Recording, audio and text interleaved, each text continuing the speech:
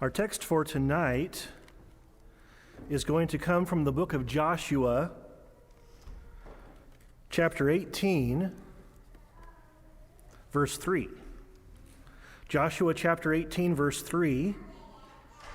Joshua had gathered all the children of Israel together at Shiloh and was exhorting them. And verse 3 says, "And Joshua said unto the children of Israel, How long are ye slack to go possess the land which the Lord God of your fathers hath given you?" The challenge rang out that the time to act is now. There is no better time. If you're waiting for an invitation, this is it. It is time to go possess the land. What are you delaying for? Let's get a move on. I remember in high school, my youth pastor liked to exhort people to bust a move. Joshua was telling them it's time to move. It's time to go in. Now, if you back up to try to get the bigger picture, this really is quite amazing. We read in Genesis chapter 12 how that God promised Abraham, I'm going to take you from where you are, and I'm going to lead you to a place you don't even know about, but it's going to be yours. It's going to be a promised land. It's a place that's going to be wonderful, but Abraham, that's just the beginning. The real blessing is that I'm going to be with you, and I'm going to be your God. I'll be your shield and your great reward. Abraham is going to be worth everything. And then in Genesis, that was Genesis chapter 12, Genesis chapter 13, God reiterates the same promise. Abraham, I'm going to bring you to a promised land. Then by the time we get to Genesis chapter 15, Abraham is there and God tells him, look around.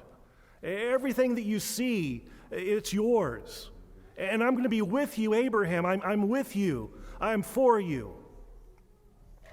We get to Genesis chapter 26, and by this time Abraham has passed away, but we read that Isaac was there. And as Isaac dwelt in the land, Isaac began to go around and redig the wells that Abraham, his father, had dug, and he called them by the same names.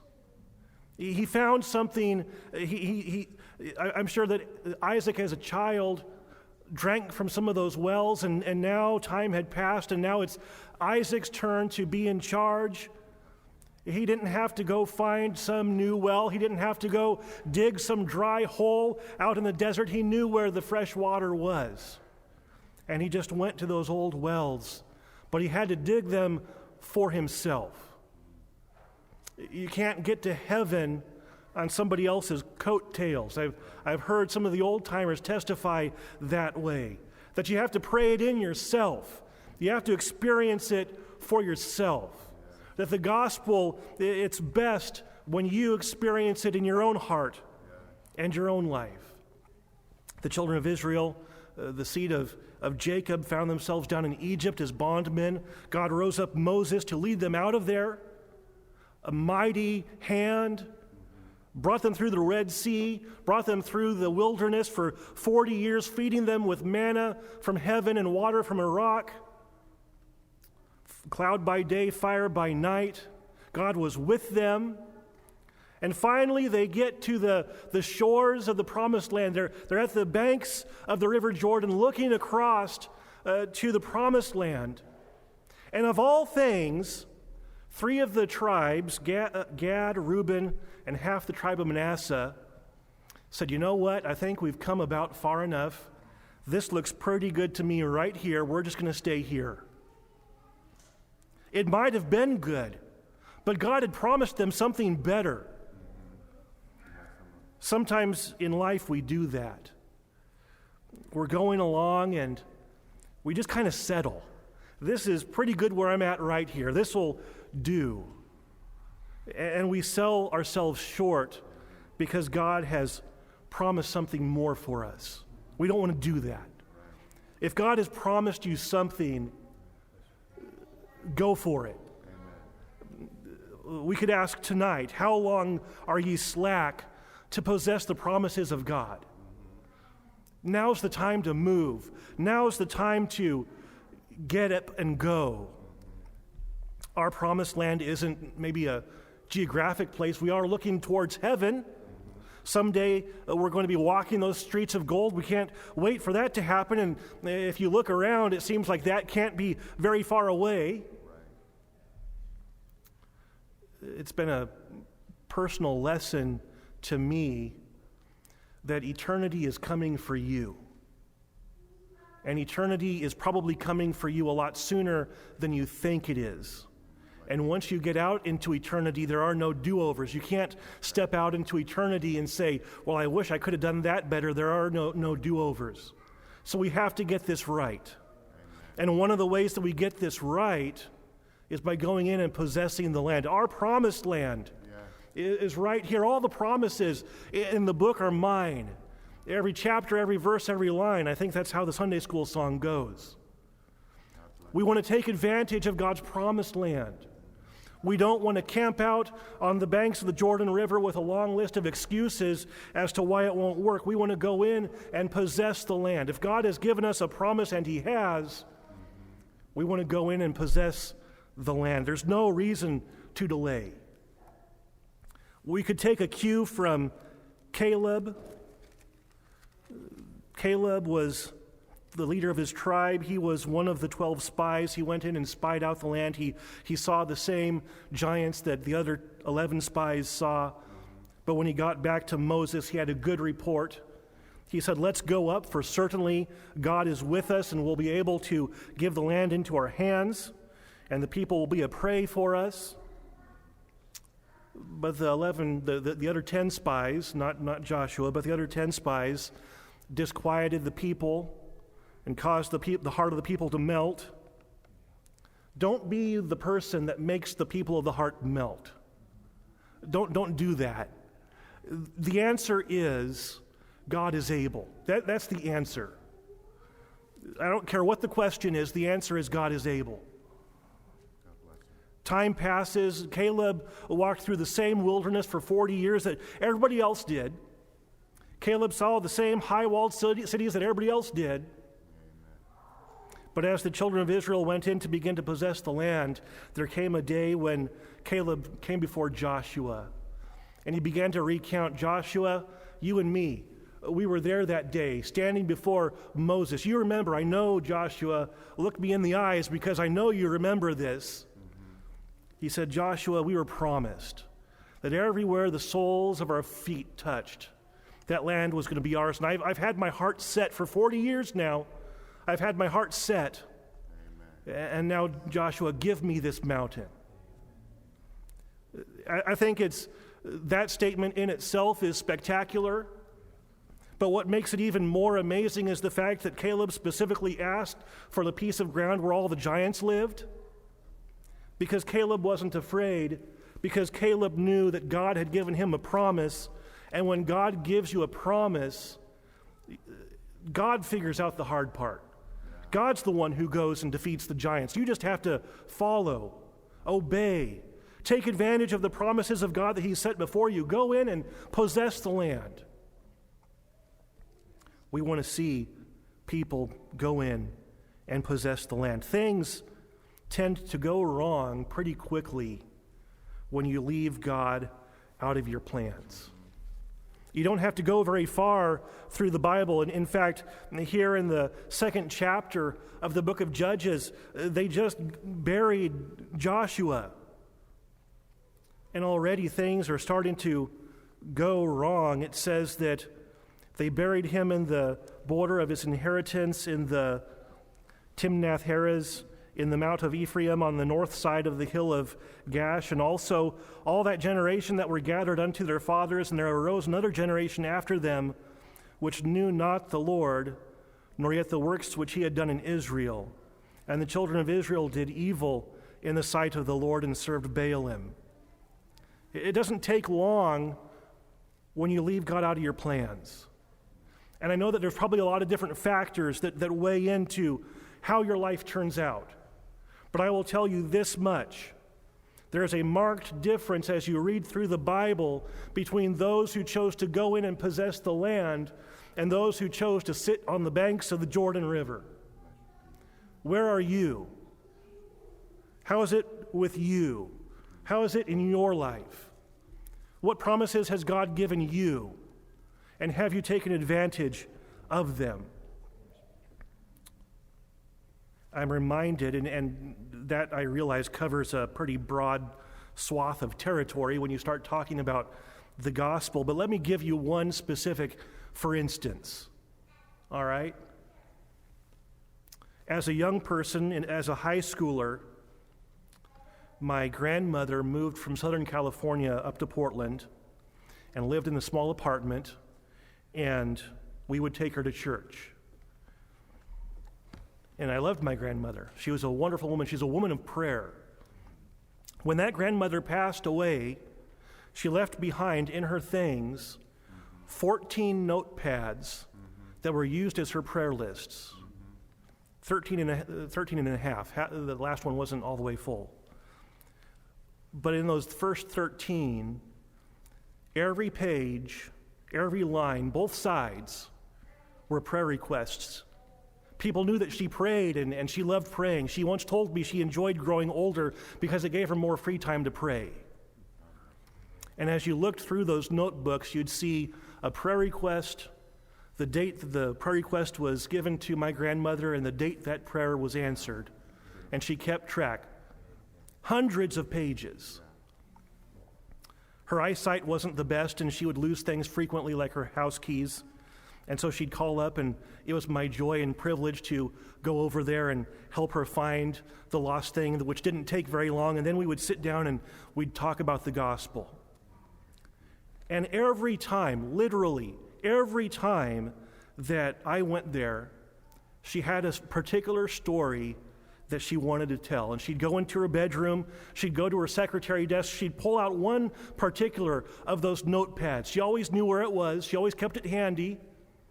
Often she kept it turned to a specific page, and she'd pull it out, she'd bring it to me, she'd point to a line on that page, and she'd tell me this story. One day, one of her granddaughters came to her and said, "Grandma, me and my sisters, we want our baptism. We're seeking the Lord, and we want you to pray with us that we'll get our baptism." And so Grandma began to pray.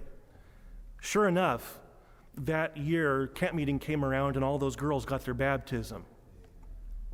And Grandma kept track. She loved to tell me that story because Grandma wanted to see young people get their baptism. She wanted to instill a desire for the fullness of the gospel. And what I've noticed, maybe you've noticed this too, is sometimes when we approach the gospel, we say, well, I know that salvation is imperative. I know that salvation makes a change because you can't get to heaven without it. Before you're saved, you have sin in your heart. Salvation makes a change. Sanctification, we know that makes a change. We hear enough testimonies that we know that God takes control and takes out that root of sin. Sanctification makes a change, but sometimes when we get to the baptism, we throw our hands up and we say, we're not really sure what it's for. I don't have any intention of being a preacher, so I'm not really sure what I would need that for. Let me just set the record straight tonight that the baptism makes a difference. In the same way that salvation makes a difference, in the same way that sanctification makes a difference, the baptism makes a difference. The rest of that story is that about that same time that those girls got their baptism, the family was asked to move to a branch church. And I think it would be fair to argue that that branch church was in need of some encouragement. Those young ladies showed up and literally turned that congregation upside down. People started getting saved. Why? Was it them? No. It was the power of God. You need your baptism. There is no group of people that doesn't need their baptism. Jesus told the disciples, do not leave Jerusalem until you have it. We want to go in and possess the land. Just like the children of Israel, it makes a difference. Amen. I'm not a super old person. I'm older than some of you, but some of you have been serving the Lord longer than I've been alive, so I'm kind of in this middle ground. But I've reached an age now where I've been able to see people make decisions, and I can look back now and I can see the after effects of where those decisions have got those people. You never know in the moment when you're making a decision that's going to affect the outcome of the whole entire rest of your life.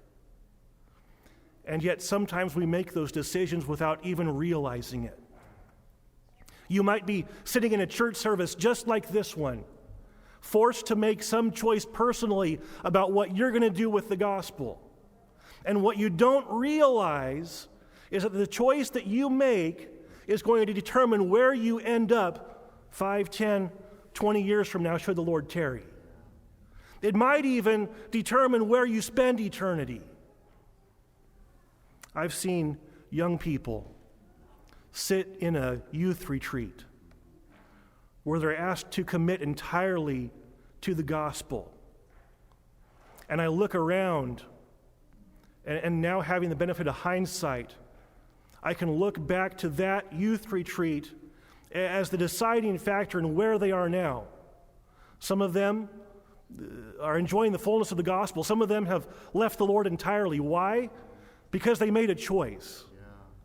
Tonight, you and I, we need to make a choice. We want to make the choice to get in there and go in and possess the land. Amen. We want to take full advantage of the gospel. There's so many reasons why. And it's not just so that you can have your 3 basic experiences. If you consider a building, they often say that the foundation is the most important part of a building because it gives the building stability. If you don't have a good foundation, you don't have a good building. But the foundation is just the foundation. The foundation isn't the part where it keeps you warm and comfortable. That's just the foundation. Your 3 basic experiences are just the foundation. They're desperately imperative, but they're just the foundation. There's so much more in the gospel that God wants you to enjoy. Don't sell yourself short. Don't limit God. Allow God to go to work for you. I realize that when a person stands behind this sacred desk and exhorts you to go in and possess the land, that the devil's right there to give you a whole long list of reasons why it would never work, and how it's too hard, and how maybe it's not for you, and how maybe you're in some exclusive class where God won't answer somebody's prayers. That class of people does not exist. But just in case you feel like it's impossible, I was reading my Bible recently, and I encountered this passage that I don't remember reading before, and it encouraged me, so I'm going to tell you about it. There's a king, and I know most of the kings of Judah and Israel, but I didn't remember this one. His name is Amaziah, King Amaziah. And you can read about King Amaziah in 2 Chronicles chapter 25. And King Amaziah was faced with a big problem. The Moabites were causing problems, and so King Amaziah was going to go out and he's going to go fight the Moabites. And because he didn't think his army was quite strong enough, he spent 100 shekels of silver to go buy some mercenaries from up north. And he's preparing to go to war. And the day that he's about to head out the door, the prophet of God comes to him and says, if you take those mercenaries with you, you're going to die on the battlefield. Do not take them with you. So now not only does he not have soldiers, but he also doesn't have 100 shekels of silver, which in today's economy would be around somewhere between $200,000 and $300,000. So it wasn't just chump change. This was a big deal. And the King Amaziah was desperate, and the Bible records that it says, and Amaziah said to the man of God, but what shall we do for the 100 talents which I have given to the army of Israel? What do I do now? Have you ever been there? Maybe you're facing something tonight and you wonder, what on earth do I do now? How do I go forward from here? How do I ever even begin to go in and possess the land? How does this work? I'm so limited when I look at myself. How do I do this? And I love the response that the prophet gives to King Amaziah. It says, "And the man of God answered, 'The Lord is able to give thee much more than this.'" Whatever you think you can do, just discard that. It's not about what you can do. It's not about what you're capable of. The Bible tells us that He's able to do exceeding abundantly above all we ask or think. It's not your strength. It's not your wisdom. It's the power of God. God had, and I think the children of Israel might have forgotten this, that God had promised them, you go in and I'll fight your battles for you. In fact, you won't even have to fight. I'll drive them out with the hornets. Just go in. Tonight, I would exhort you to do the same thing. Just go for it. Now's not the time to stop. Now's the time to go for it. Gad and Reuben and Manasseh, they lost out because they decided that something less than the promise of God was good enough for them. And ultimately, that choice led to their destruction. But tonight, we don't have to do that. Tonight, I love these old altars of prayer. I mentioned Isaac going and digging wells of water that his father had dug. And if you were to go around here, if there was a little spot around here where you could see where God had come down at some former date and answered a prayer here and answered a prayer there, you would see that this place is filled with wells of water. It's our job tonight to go and redig those wells. It's our job tonight to go in and possess the land.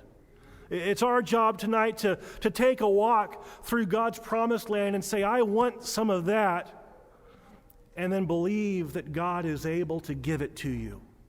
That's really what it comes down to. Do you believe that God is a man of his word? Do you believe that God is trustworthy? Do you believe that when God says something that he'll put out? Because if you do, there's everything that you need right here. And you can have it tonight as we gather around an altar of prayer. Doesn't that sound good to you? It sounds good to me. We're going to have a song of invitation, number 152, but as we stand and sing, I invite you, let's go in and possess the land tonight and see what God will do for us.